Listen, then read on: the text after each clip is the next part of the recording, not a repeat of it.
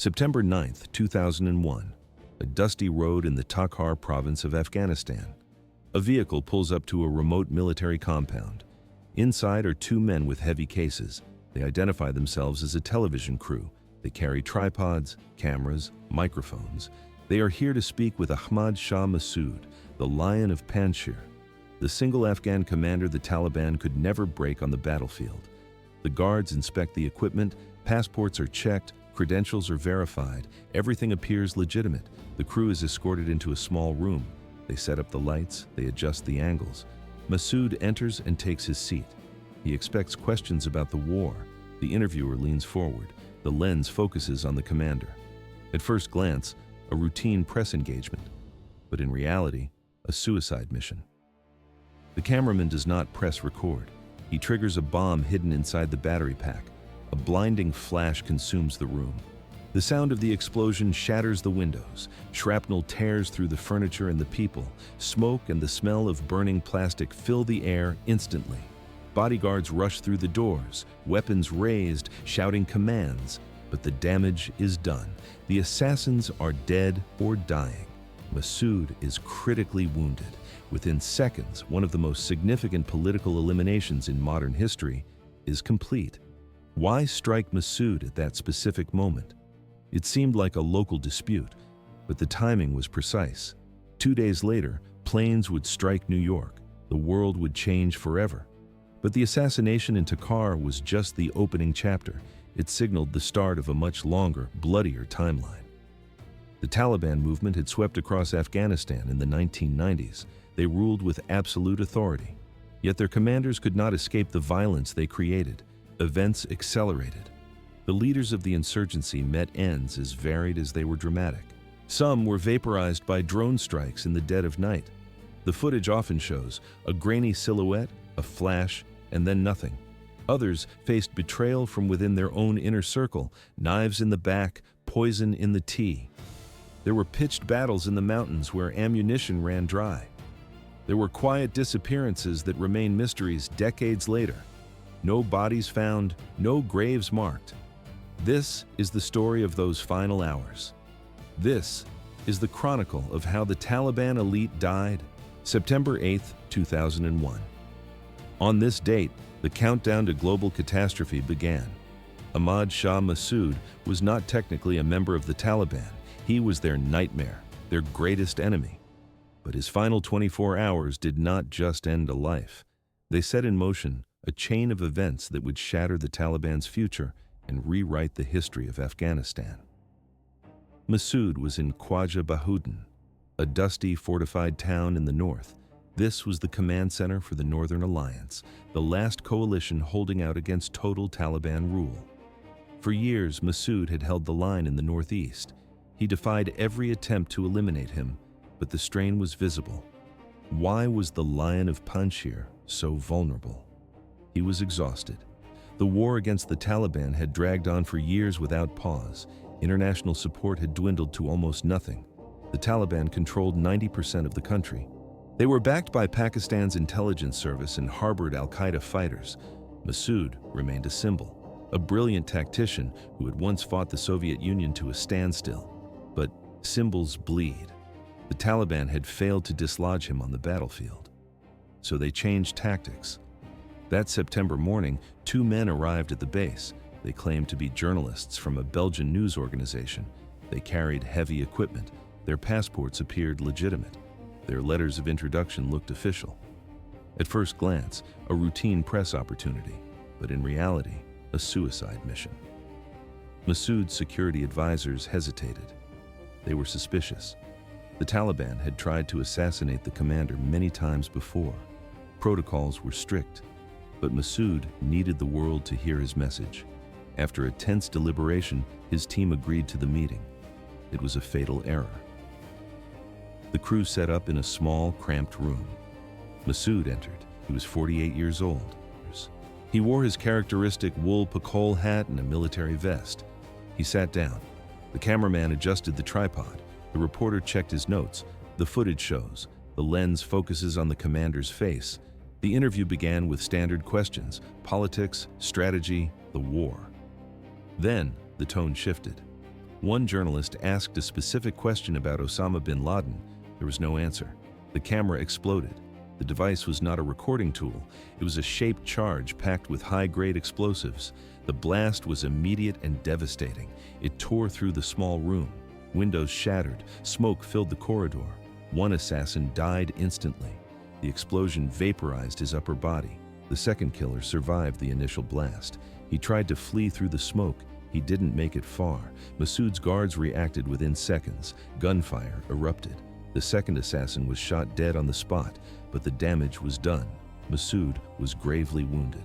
Shrapnel had penetrated his chest and abdomen. He was unconscious. His men did not wait for a stretcher. They carried him to a waiting helicopter. The rotors spun up.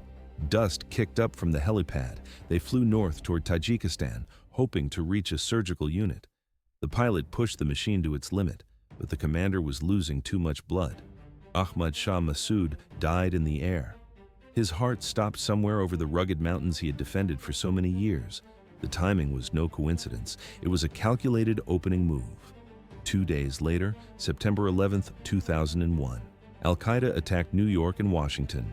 The logic was cold and precise. Massoud's elimination removed the one Afghan leader who could have provided effective intelligence to the West. He was the Taliban's most formidable military opponent. Bin Laden needed him gone before the planes hit the towers. The assassination had been planned by Al-Qaeda operatives. The killers held false Belgian passports. The plot took months to arrange. They spent weeks establishing their cover in Kabul. They were willing to die to complete the mission. They succeeded. But this success ultimately signed the Taliban's death warrant. Events accelerated. Within weeks, American forces invaded Afghanistan in response to September 11th. The Taliban regime that harbored Massoud's killers was targeted for destruction. The government collapsed. Many Taliban leaders would spend the next 2 decades fleeing into the mountains or fighting from the shadows.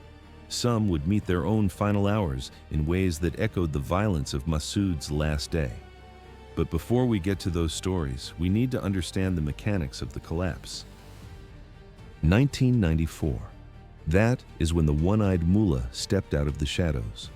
Mullah Omar was an unlikely revolutionary. He was a simple village preacher. He was a veteran who had lost his right eye to Soviet shrapnel in the 80s. After the Soviet retreat, Afghanistan burned. Civil war consumed the nation. Warlords tore the map apart, district by district. Omar watched the destruction with disgust. He didn't just watch. He gathered a small circle of religious students. Taliban means students. They began their work in the dust of Kandahar. They did not just preach. They disarmed the militias. They punished bandits in public squares. They imposed a harsh, absolute order on regions that had known only chaos. The locals welcomed the stability. The movement did not grow. It exploded. Within 2 years, the Taliban controlled the map. By 1996, their tanks entered Kabul. Omar became the supreme leader, the commander of the faithful, of the Iitate. The footage shows a grainy figure barely distinguishable in the distance. Omar was a ghost. He ruled from Kandahar and ignored the capital. He refused to leave the country. He rejected interviews with foreign press. Only a handful of photographs confirm his existence. He communicated through written decrees and whispered orders to trusted deputies. October 2001. American bombs began to fall. Omar did not fight a last stand. He vanished. The Taliban regime crumbled in weeks. The leadership scattered like dust. Some crossed the border into Pakistan. Others buried their weapons and hid in remote Afghan villages. But this was not the end. Most believed the movement was finished. Omar proved them wrong. For 13 years, he remained a phantom. $25 million. That was the price the United States placed on his head. Intelligence agencies combed the mountains. Drones scanned the terrain day and night. Special forces kicked down doors in midnight raids. Omar remained free. At first glance, he was a mastermind evading the world's most powerful army. But in reality, he was already a corpse. The truth was buried deep. Mullah Omar died around April 2013. But the world would not know until July 2015. 2 full years of silence. The Taliban leadership hid the body. They continued to issue statements in his name. They forged his authority to legitimize their decisions. They lied to their own field commanders. Why such a massive deception? The movement was cracking. Factions sharpened their knives. Omar was the glue. His religious status held the disparate groups together. Without him, the Taliban faced immediate collapse. So the lie continued. Where did the leader fall? Evidence points to Pakistan, likely the teeming streets of Karachi. Some reports place him in a hospital. Others describe a safe house. The cause of death remains debated. Tuberculosis, hepatitis, perhaps heart failure. The camera records nothing of his final moments. No reliable witnesses speak. Was he in a sterile ward? Was he on a mattress in a blocked-out room? Was he alone? We do not know if his family held his hand. We do not know if he realized the end was near. The Taliban present in that room have never broken their silence. We can only reconstruct the isolation. Omar spent his final years wasting away. He moved between hideouts, trapped by the drone fleets overhead. By 2013, he was bedridden. Pain was his constant companion. He had no access to modern medicine. To enter a hospital was to surrender. He stayed in the shadows. He withered away in a secret room, far from the land he once ruled with an iron fist. Death came quietly. No explosions, no gunfire, just a 60-year-old man breathing his last in obscurity. They buried him in an unmarked grave. Only a few loyalists knew the coordinates. The lie survived for 2 more years. When the announcement finally broke in 2015, the dam burst. Factions split. Some accepted the new leader, Mullah Omar Mansour. Others rejected him. The organization descended into infighting. But Omar was long gone. 0 public funerals. That became the standard for Taliban leadership. They did not die surrounded by weeping followers. They died in the shadows, hunted, isolated, buried in unmarked graves. This pattern of secretive death defined the insurgency. Mullah Omar set the precedent, vanishing into the mountains, but his successor Mullah Omar Mansour perfected the art of the ghost until his luck ran out. Mansour took power in July 2015. The transition was not smooth. It was a power grab. Commanders argued in safe houses. Accusations flew. Many claimed Mansour had hidden Omar's death for 2 years to consolidate his own grip on the organization. He had issued orders in a dead man's name. He had signed decrees with a corpse's hand. But Mansour was a different breed of leader. Omar was a recluse. Mansour was a manager. At first glance, a religious scholar. But in reality, a master of logistics. He did not just pray. He moved cash. He secured weapon shipments. He maintained complex backchannels with Pakistani intelligence. He understood the modern world. He used smartphones. He traveled. This connectivity made him lethal. It also made him visible. By 2016, the results were undeniable. Maps in the Pentagon turned red. The Taliban controlled more territory than at any point since 2001. They collected taxes. They appointed judges. They ran a functioning shadow state while the government in Kabul retreated. Mansour was uniting the factions. He was winning. But signals can be tracked. Intelligence agencies monitored the data streams. They mapped his habits. They knew he moved frequently between Pakistan and Afghanistan. They waited for a mistake. May 20th, 2016. Mansour was returning from a trip to Iran. Why was the Taliban leader in Iran? Perhaps for medical treatment, perhaps for secret talks with Tehran. The specific reason remains classified or unknown. But the Americans did not care about the why. They cared about the location. He crossed the border into Pakistan's Balochistan province. The terrain was flat, arid, and exposed. Mansour sat in the passenger seat of a Toyota Corolla with silver paint. No armored convoy, no heavy guard, just a sedan, a driver, and the supreme leader. They drove along a remote highway near Ahmad Wal, 80 miles from safety in Afghanistan. The heat waves shimmered off the asphalt, but high above, the sky was watching. An MQ-9 Reaper drone circled silently in the stratosphere. The surveillance footage shows a single silver vehicle moving steadily through the desert. American analysts confirmed the target. The authorization code was entered. There was no turning back. 3 p.m. local time. The drone operator engaged the weapon system. A Hellfire missile detached from the wing. It dropped through the air in silence. The driver never saw it coming. The impact obliterated the Toyota. Metal twisted. Glass shattered instantly. The chassis turned into a burning cage. 2 Hellfire missiles. That was the only warning. The impact was direct and catastrophic. The explosion didn't just stop the vehicle, it obliterated it. Metal twisted instantly. Glass shattered into dust. A second missile struck moments later. It ensured nothing survived the heat. The car burned on the side of the road. All 3 occupants died instantly. But confirming the identity of the target was a complex process. The strike occurred in a remote, lawless corner of Pakistan. The bodies were charred beyond recognition. Identification seemed impossible at first. Why did the Pakistani government react with such fury? It was an unauthorized military operation on their sovereign soil. Officials in Islamabad were livid. They issued denials. They claimed Mansour was never in the country. But the evidence was louder than the politics. Intelligence intercepts began to surface. Taliban radios fell silent, then erupted in panic. Chatter confirmed the loss. Sources on the ground whispered the truth. The wreckage told its own story. The footage shows investigators sifting through the blackened debris of a white Toyota. They recovered a damaged passport. They collected biological material. Forensic analysis gave a final answer. There was no mistake. Within days, the Taliban broke their silence. They acknowledged that Akhtar Mansour was dead. They quickly named a successor, Hibatullah Akhundzada. But this death marked a shift.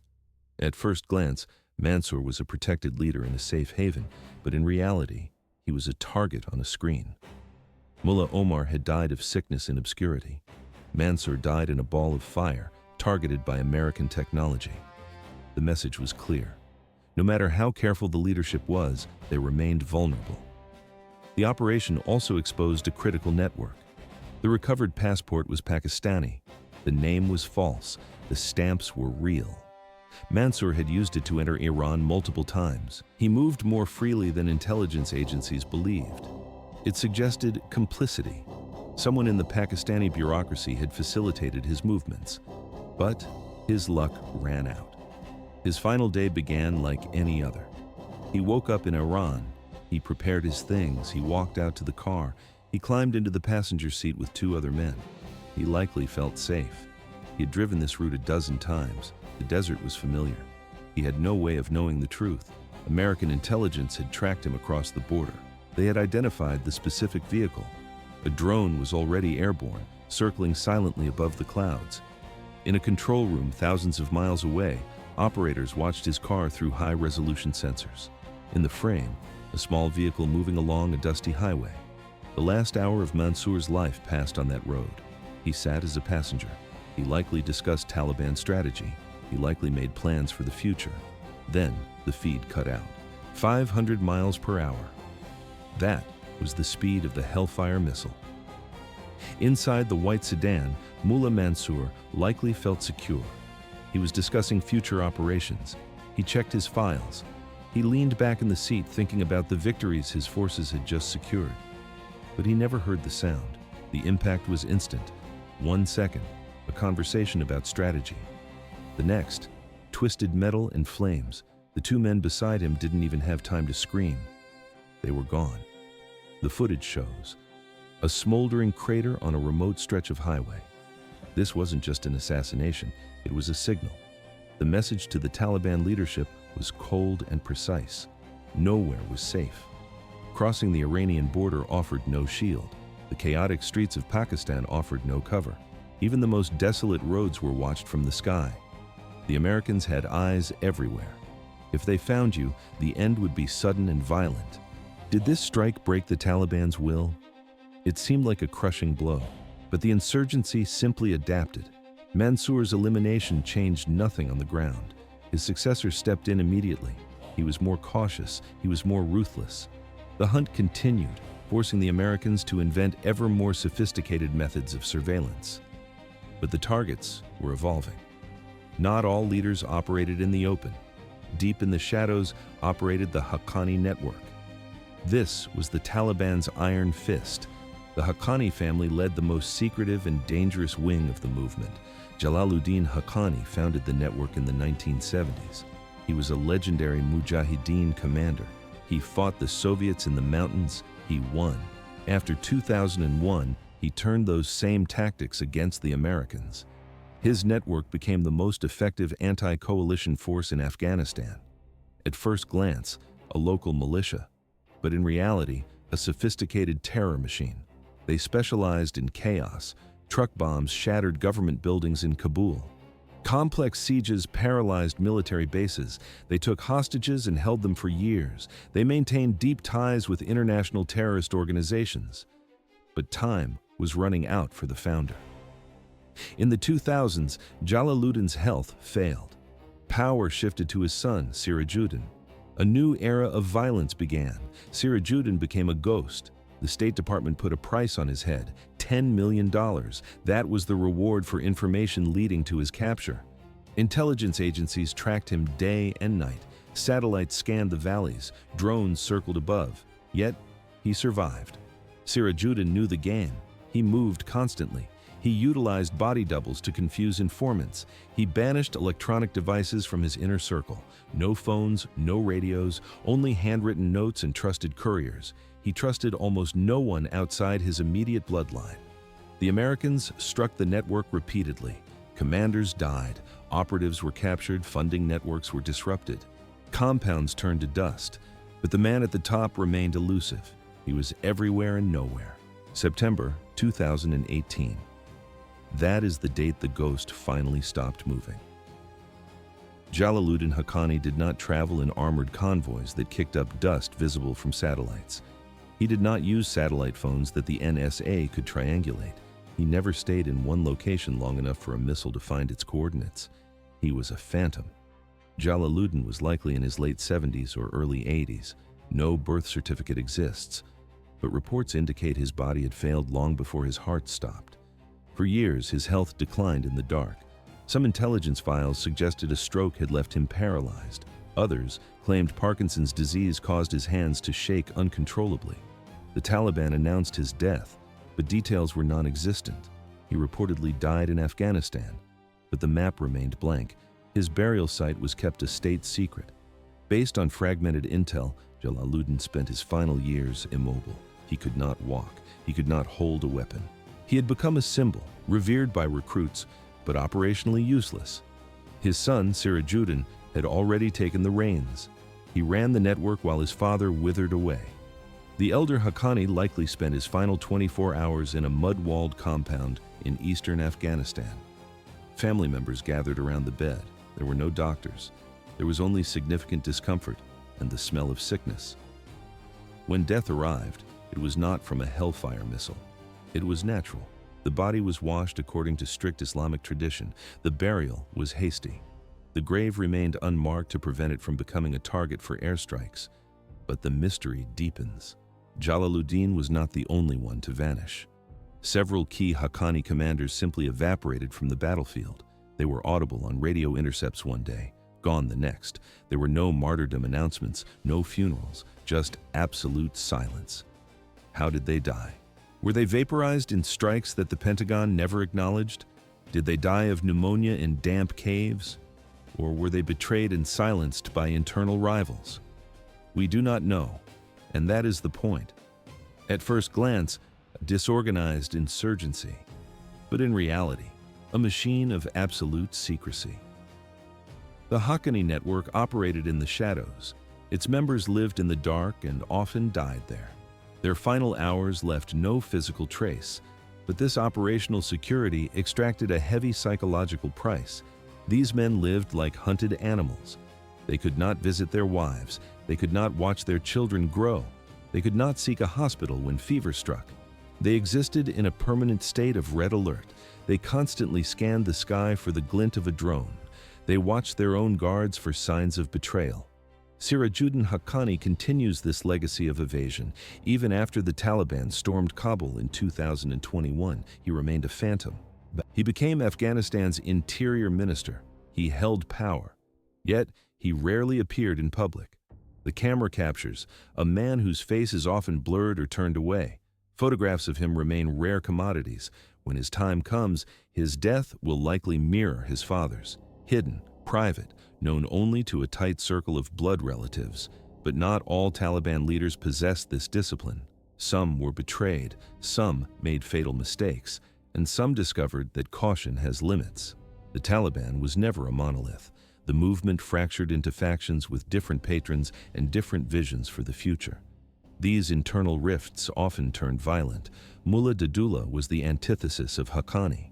He was one of the Taliban's most brutal military commanders. He did not hide in the shadows.